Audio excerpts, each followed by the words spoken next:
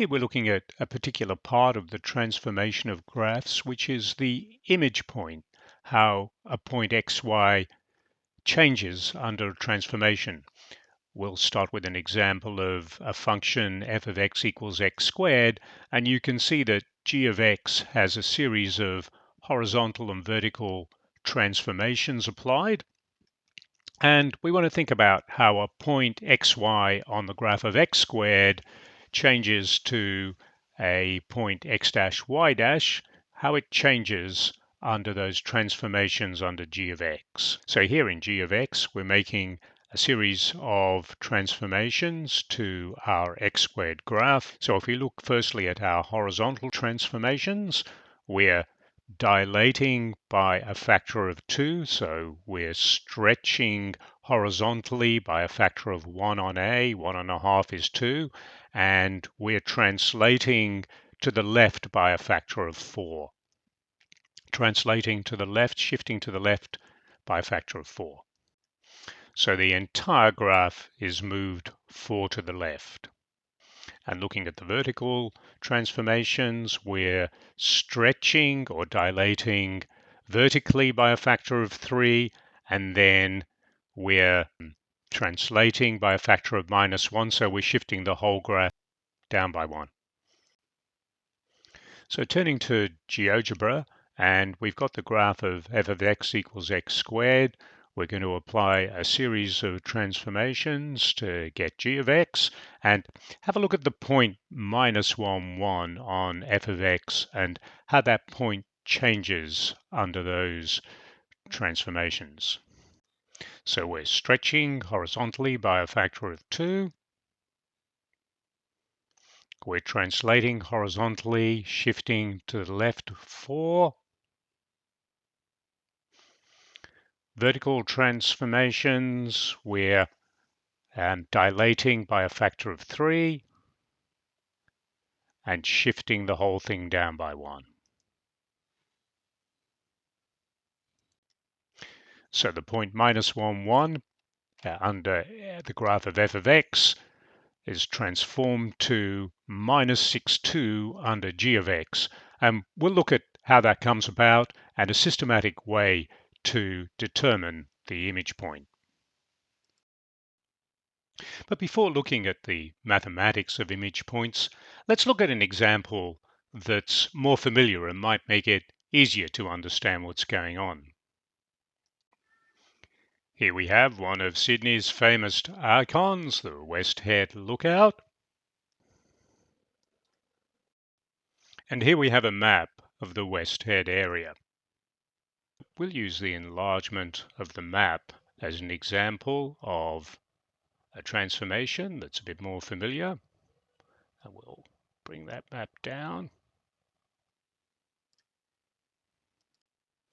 And I'm going to take a route here through Preetz Ridge, through the M1 intersection, and down through Brooklyn. And I'm going to take a particular point, this M1 junction here, and I'm going to have a look at how that route translates or transforms across to our bigger map. So I'll take a copy of the route and I'll bring it over here to the bigger map, and then I'm going to enlarge that and line it up, and there we go.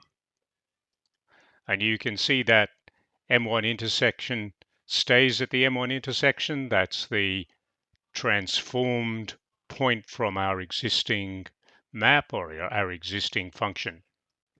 So if we think of this M1 junction as an XY point, and what we can see is we've changed the amount that we've moved across on the x-axis, we've changed the amount that we've moved up or down on the y-axis, but it's the image point of the original point. Coming back to GeoGebra, let's have a look at this point A on the graph of f of x. A is the point -1, 1. Let's see how that changes as we transform f of x to g of x. So first, horizontal dilation with a factor of 2.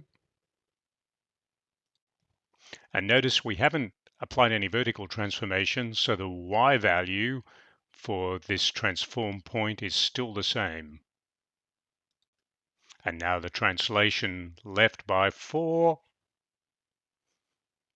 And again, we haven't applied any vertical translations, so the y value is still the same.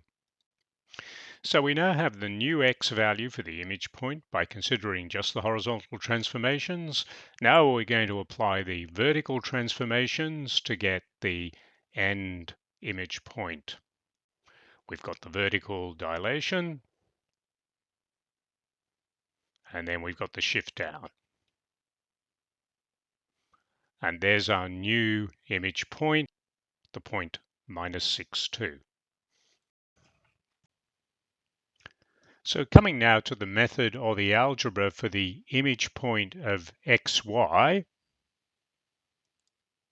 and we do this in 2 steps. First, finding how x transforms to x dash, and then finding y dash.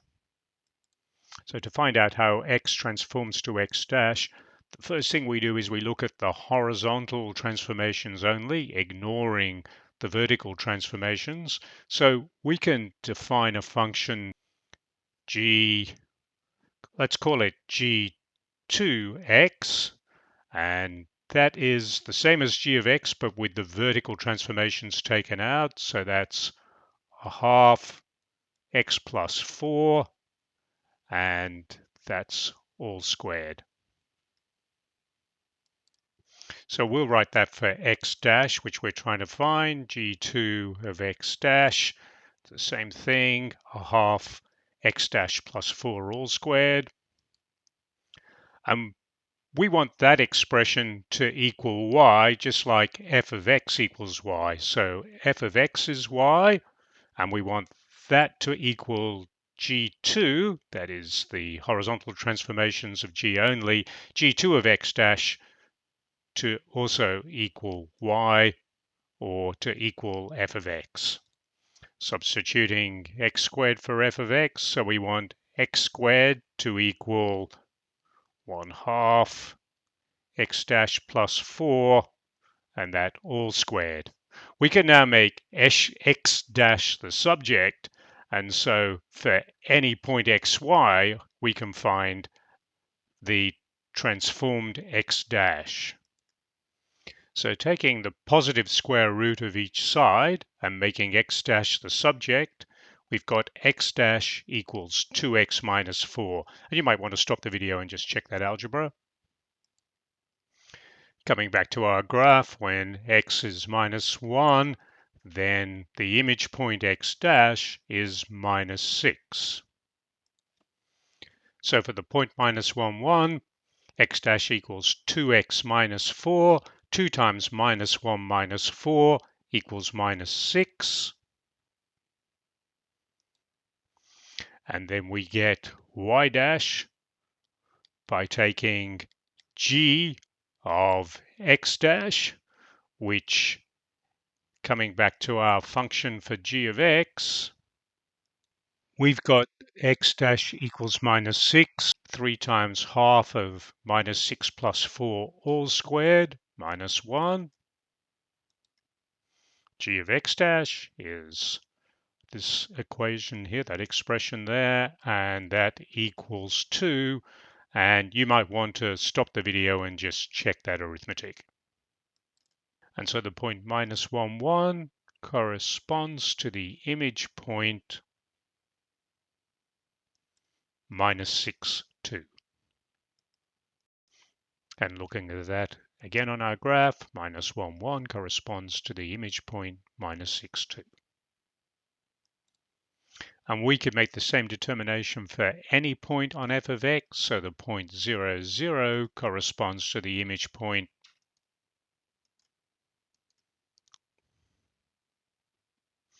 -4, -1. Let's look at that quickly. If x is 0, coming down here, x dash equals 2 times 0 minus 4 equals -4. X dash equals minus 4, and y dash, coming back to our function for g of x, our function for g of x, y dash equals 3 times a half minus 4 plus 4 all squared minus 1 equals minus 1. X dash y dash minus 4 minus 1, the image point of 0, 0. And coming back to our graph, the characteristic of being a turning point is preserved under the transformation. So 0, 0, the turning point of f of x, the image point is minus 4 minus 1, the turning point of g of x. A further example to consolidate understanding.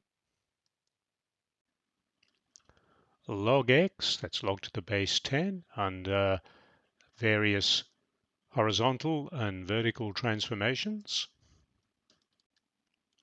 We'll start with the general approach to the image point of xy, and then we'll look at a couple of specific examples. Those who feel that they can give it a go should stop the video now and try that out. We're going to start by looking at x under transformation, x dash, by considering just the horizontal transformations, ignoring the vertical. So to do that, we're going to define G2 of x equals g of x with the vertical transformations taken out, log of 3 x minus 1. Now we want x dash to give the same y value as f of x, so we've got 3 x dash minus 1, log of 3x dash minus 1, and we want that to give the same value as f of x. So we can make x dash the subject, spelling that out, log of 3 x dash minus 1 is set to be the same as log of x, so we can equate x taking 10 to the power of the left-hand side and 10 to the power of the right-hand side. X equals 3x dash minus 1, and then we can make x dash the subject. X dash equals x on 3 plus 1, and y dash equals g of x dash to give the image point of y, or the image point of f of x. And coming back to our graph, the points that we'll look at are the point 1, 0 on f of x and the point 10, 1 on f of x. And we'll look at the transformed image points of those 2 points. So for 1, 0, x dash equals 1 on 3 plus 1, or simply 4 on 3. And y dash equals g of x dash, so that's 2 log of 3, 4 on 3 minus 1 minus 4, equals 2 log of 1 minus 4, log of 1 is 0, so simply minus 4. You might want to stop and check that arithmetic. For the point 10, 1, we've got x dash equals 10 on 3 plus 1 equals 4 1/3, and y dash equals g of 4 1/3, and that simplifies to 2 log 10 minus 4. Log 10 is 1, 2 minus 4 is minus 2. So coming back to our graph, the point P1 at 1, 0 has image point 1 1/3 minus 4, and the point P2, which is 10, 1, has image point 4 1/3 minus 2. So to give some meaning to those results, let's start with P1 and let's look at the transformations. We dilate by a factor of 1/3. We go over to there, then we move to the right by 1. We go to here, and then we apply the vertical transformation, which in this case is -4, and we go down to our image point. Now looking at P2, 10, 1, first the dilation, that goes to the point 3 1/3, right by 1, 4 1/3, and then we've got the vertical dilations times 2 and -4. So we've got here f of 3 1/3 is 1 times 2 is 2 and -4 brings us down to -2. You should go back to the calculations and make sure that you can justify or understand each of those moves. So we've looked at two different types of functions, and the methodology works for any transformations. Again, we want to equate f of x with g2 of x dash or g2 of x dash, where g2 is our transformed function, but ignoring the vertical transformations. So we find our x dash, and then we find our y dash by putting back in the vertical transformations.